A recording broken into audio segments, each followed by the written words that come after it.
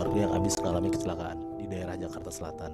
Jadi kayak ada jalan raya yang kanan kiri itu rumah gitu, dan ini jalan protokol gitu lebih Nat. Jadi kayak di Pondok Indah gitu, bayang nggak? Oke. Dan satu keluarga ini isinya bapak, ibu, dan anaknya yang mungkin umurnya 15 tahun karena masih muda tapi nggak terlalu kecil juga gitu. Mereka semua mengalami kecelakaan di depan salah satu rumah yang ada di sana. Kejadian itu terjadi di jam 2 pagi. Satu keluarga ini mengalami kecelakaan tunggal. Dan kecelakaannya itu terjadi di depan rumahnya Bapak Sutoyo. Jadi di depan rumah Bapak Sutoyo ini ada pohon. Nah, keluarga ini nabrak pohon itu dan meninggal di tempat. Jadi beneran kecelakaan tunggal. Dengar ada suara kayak duar gitu. Ya warga-warga sana langsung keluar rumah lah, kaget kan karena kayak ada suara apaan tuh kan pagi-pagi buta. Warga-warga sana keluar dan mereka ngeliat ada kecelakaan tunggal di sana. Buru-buru lah mereka ngurus korban itu. Dan singkat cerita, sekitar jam 7-an pagi akhirnya polisi dan orang-orang rumah sakit selesai ngurusin korbannya. Semenjak saat itu, selama hampir sebulanan, keluarga Pak Sutoyo itu ngerasa kayak selalu aja ada yang aneh di rumahnya. Jadi rumah itu ada 5 orang Nat. Ada Pak Sutoyo, ada Bu Erna istrinya, ada anaknya cowok namanya Bagas, masih SMA gitu, ada ART-nya namanya Mbok Susi, dan Pak Wahyu itu supirnya Pak Sutoyo. Jadi Mbok Susi dan Pak Wahyu itu emang nginep di rumah Pak Sutoyo dan emang kerja lama sama dia, ikut lama gitu loh. Jadi bisa dibilang yang mereka berdua setia lah sama Pak Sutoyo. Nah mereka berlima ini jadi kayak selalu diganggu sama makhluk halus. After kejadian ada kecelakaan di depan rumahnya ini. Diganggunya pun sama hantu bapak-bapak dan 2 sosok cewek. Mereka sering banget lah ngeliat 3 sosok itu. Dan mereka tuh yakin banget 3 sosok itu adalah arwah korban yang meninggal karena kecelakaan di depan rumah mereka. Nah gue akan ceritain satu pengalaman horor dari point of view Pak Sutoyo, Bu Erna, Bagas, dan Mbok Susi. Pak Wahyu ini alhamdulillahnya katanya cuma dengar suara-suara rintihan doang di depan pagar. Cuman dia nggak pernah ngeliat ada apa-apa.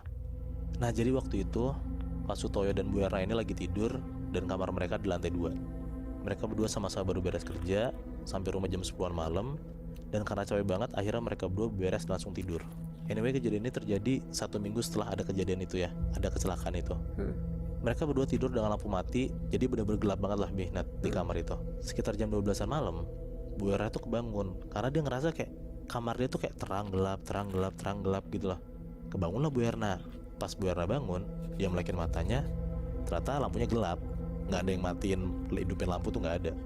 Akhirnya nggak gitu lama Bu Erna tidur lagi, dan belum ada 10 menit kayak nyawa tuh masih setengah-setengah gitu. Bu Erna ngerasa kamar dia tuh terang gelap, jadi kayak lampunya tuh hidup mati gitu. Akhirnya kebangun lagi lah Bu Erna. Tapi pas bangun, kamar Bu Erna tuh sekarang bener-bener terang gelap gitu Nat. Pas dia melek pun lampunya juga kayak gitu masih. Dan dia denger saklar lampunya pun juga cetok gitu loh. Wow. Bu Erna takut banget lah. Di situ tuh dia langsung buru-buru bangunin Pak Sutoyo karena dia ngeliat suaminya tuh masih tidur pulas aja gitu, munggungin Bu Erna. Mas bangun mas, lampu kita udah mati hidup sendiri mas, kata Bu Erna kayak gitu. Sambil nyenggol-nyenggol tuh, dicolok-colok tuh punggung suaminya. Tapi tetap aja Pak Sutoyo tidur aja gitu. Sampai akhirnya karena Bu Erna udah takut, dia tuh narik badannya Pak Sutoyo biar madep tidurnya tuh gak ngebelakangin dia gitu loh, biar telentang. Pas Bu Erna narik badan Pak Sutoyo dan udah telentang, ternyata yang tidur di sebelah Bu Erna tuh bukan Pak Sutoyo. Siapa? Dia ngeliat Nat, ada cowok yang mukanya tuh hancur banget tidur di sebelah dia. Oh. Bener-bener kayak hancur abis kecelakaan gitu loh. Nah Bu Erna tuh langsung lari keluar kamar. Dan pas Bu Erna keluar kamar, dia ngeliat di lantai 1 di bawah ada Pak Sutoyo lagi nonton TV. Loh, Cing. Nah lo tau gak Nat, kenapa Pak Sutoyo pun juga tengah malam di bawah lagi nonton TV? Jadi karena pas banget Pak Sutoyo baru mau tidur jam setengah 11-an, dia tuh ngerasa dia ketindihan. Pas dia lagi liar-liar gitu setengah sadar, dia ngerasa ketindihan, dia gak bisa gerakin badannya. Dan pas dia lagi melekin matanya, Pak Sutoyo tuh ngeliat di atas badan dia ada kuntilanak yang lagi duduk di badan dan di kakinya dia. Wow. Di situ tuh Pak Sutoyo bener-bener nggak bisa ngapa-ngapain karena kan orang ketindihan nggak bisa ngomong kan, nggak bisa gerak kan. Dia cuma bisa baca doa dari dalam hati. Sampai nggak gitu lama akhirnya dia bisa gerak lagi. Dia ngebangunin Bu Erna tapi nggak bangun-bangun. Akhirnya dia tinggalin lah istrinya, dia turun ke bawah. Dan ternyata pas Pak Sutoyo turun ke bawah, Bu Erna digangguin gantian.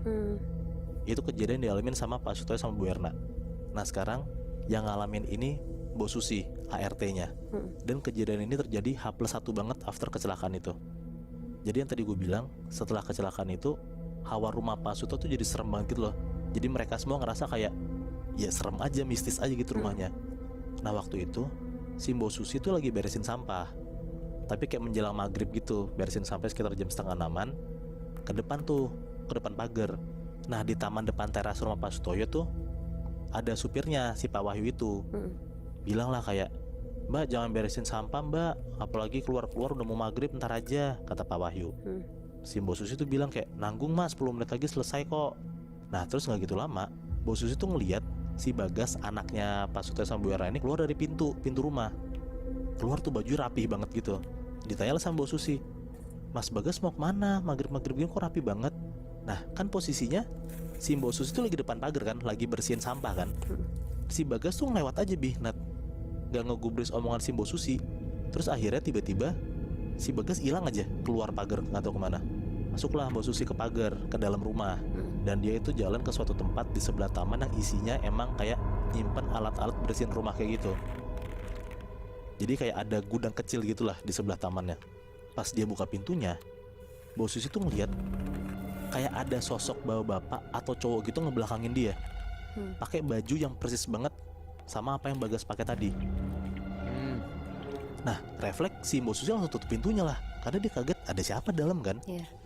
Gak gitu lama dia buka lagi pintunya, ternyata kosong, gak ada siapa-siapa. Langsung tuh Mbok Susi ngeberesin barang-barangnya dan masuk ke rumah. Nah pas banget udah beres maghrib, Mbok Susi tuh lagi ngeberesin rumah lah, tapi ini udah dalam rumah ya.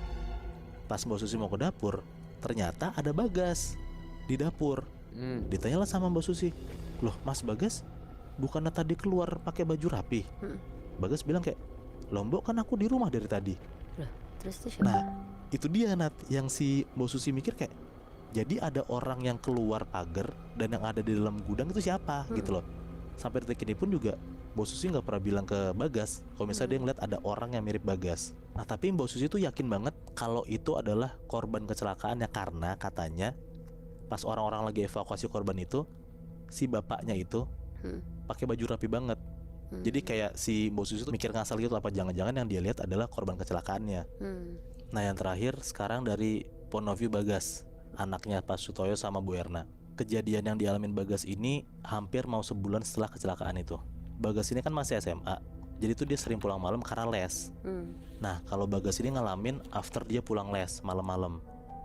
Jadi katanya ada jadwal les tambahan dari jam 7 sampai jam 9.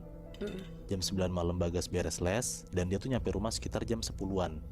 Pas dia masuk rumah, gak tahu kenapa hawanya tuh dia ngerasa kayak makin mencekam gitu loh malam itu, makin serem aja hawanya.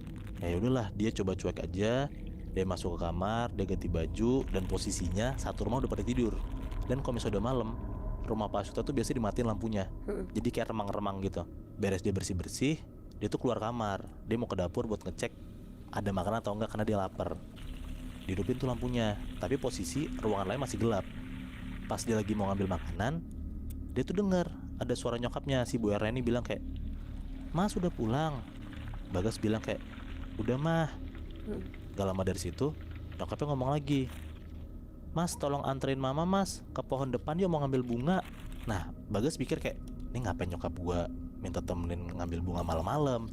Cuman dia cuek aja lah. Dia naiklah ke kamar, karena kan tuh suara nyokapnya dari kamarnya kan. Dia naik ke atas, dia buka pintu kamar nyokapnya, dan pas dia lihat di kamar nyokapnya lagi tidur. Di situ tuh dia mikir kayak, lah itu siapa yang ngomong kan, siapa yang manggil. Tapi posisinya juga dia tuh penasaran, nggak tahu kenapa dia penasaran buat ngecek pohon depan yang biasa nyokapnya tuh ngambil bunga. Dia jalanlah keluar, dia ngintip, dia buka pintu depan. Pas dia ngeliat, ternyata di pohon yang biasa nyokapnya ngambil bunga itu emang ada sosok cewek lagi megang plastik yang isinya banyak bunga.